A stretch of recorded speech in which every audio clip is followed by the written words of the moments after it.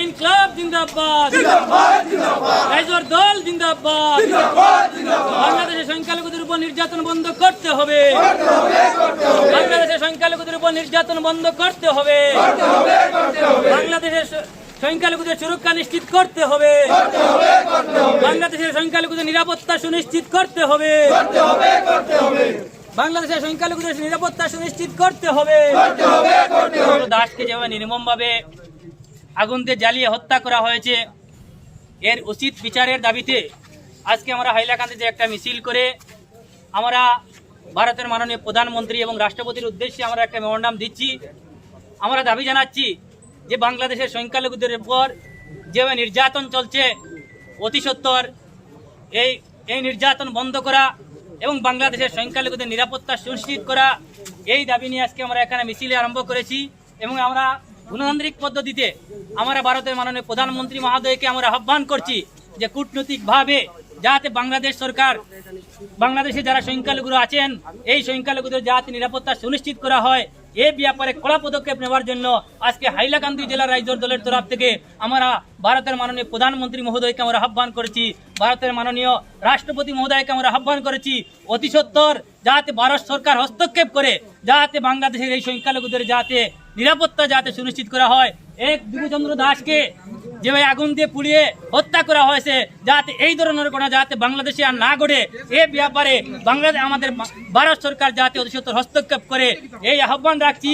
এবং আজকে আমরা হাইলাকান্দি জেলা আয়ুক্ত মহোদয়ের মাধ্যমে আমরা মাননীয় প্রধানমন্ত্রীর উদ্দেশ্যে আমরা একটা স্মারকলিপি আমরা প্রদান করেছি যাতে বাংলাদেশে যেভাবে দীপুচন্দ্র দাসকে হত্যা করা হয়েছে এভাবে যাতে আর কোনো দীপুচন্দ্র দাস যাতে হত্যা না হয়, এ ব্যাপারে যাতে নিরাপত্তা সুনিশ্চিত করা হয়। এবং অতি সত্বর সমস্ত পৃথিবীতে আমরা দেখেছি যেভাবে সংখ্যালঘুদের উপর নির্যাতন চলছে, যাতে কোনো দেশে সংখ্যালঘুদের উপর যাতে নির্যাতন না হয়, এ ব্যাপারে কড়া পদক্ষেপ নেওয়ার জন্য আমি আমাদের ভারত সরকারের সবচেয়ে শক্তিশালী প্রধানমন্ত্রী শ্রীযুক্ত নরেন্দ্র মোদী মহাশয়ের কাছে আমরা আহ্বান করছি, ভারত সরকারের কাছে আহ্বান করেছি যাতে বাংলাদেশে যেভাবে সংখ্যালঘু নির্যাতন হচ্ছে এই নির্যাতন যাতে বন্ধ করা হয়। আমরা দেখেছি এই কিছুদিন আগে কার্বি আংলঙে আমাদের এই দুইজন ভাইকে হত্যা করা হয়েছে, আমাদের আসামে এই ধরনের ঘটনা ঘটেছে, এই ব্যাপারেও যাতে আসাম সরকারের তরফ থেকে অতি সত্বর ব্যবস্থা নেওয়া হয়। আমাদের বাঙালি সম্প্রদায়ের দুজন ভাইকে হত্যা করা হয়েছে আগুনে পুড়িয়ে, এই ব্যাপারে আমরা আজকে এখান থেকে দাবি জানাচ্ছি যে আসাম সরকার অতি সত্বর হস্তক্ষেপ করার জন্য।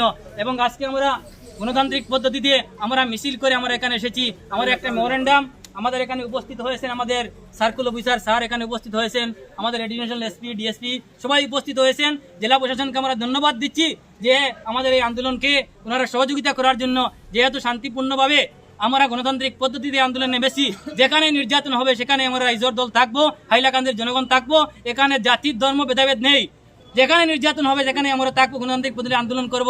আজকে বাংলাদেশের সংখ্যালঘুদের উপর নির্যাতন হচ্ছে আর আমরা এখানে বসে থাকবো, এটা কোনো অবস্থায় মেনে নেওয়া যায় না। তাই বাংলাদেশের দীপুচন্দ্র দাসের হত্যাকারীর অতি সত্বর ফাঁসির ব্যবস্থা করতে হবে এবং এই হত্যার সঙ্গে যারা জড়িত আছে সবাইকে যাতে একজন একজন করে চিহ্নিত করে যাতে অতি সত্বর এদের বিরুদ্ধে ব্যবস্থা নেওয়া হয়, এই দাবি নিয়ে আজকে আমরা এখানে এসেছি। আর এই আন্দোলনে যারা সাংবাদিক বাইরে এসেছেন, যারা পোর্টাল বাইরে এসেছেন, সবাইকে আমরা আন্তরিক ধন্যবাদ জানাচ্ছি যে আমাদের আন্দোলনে এখানে উপস্থিত হওয়ার জন্য। জেলা প্রশাসনকে ধন্যবাদ জানাচ্ছি আমাদের এই আন্দোলনকে সহযোগিতা করার জন্য।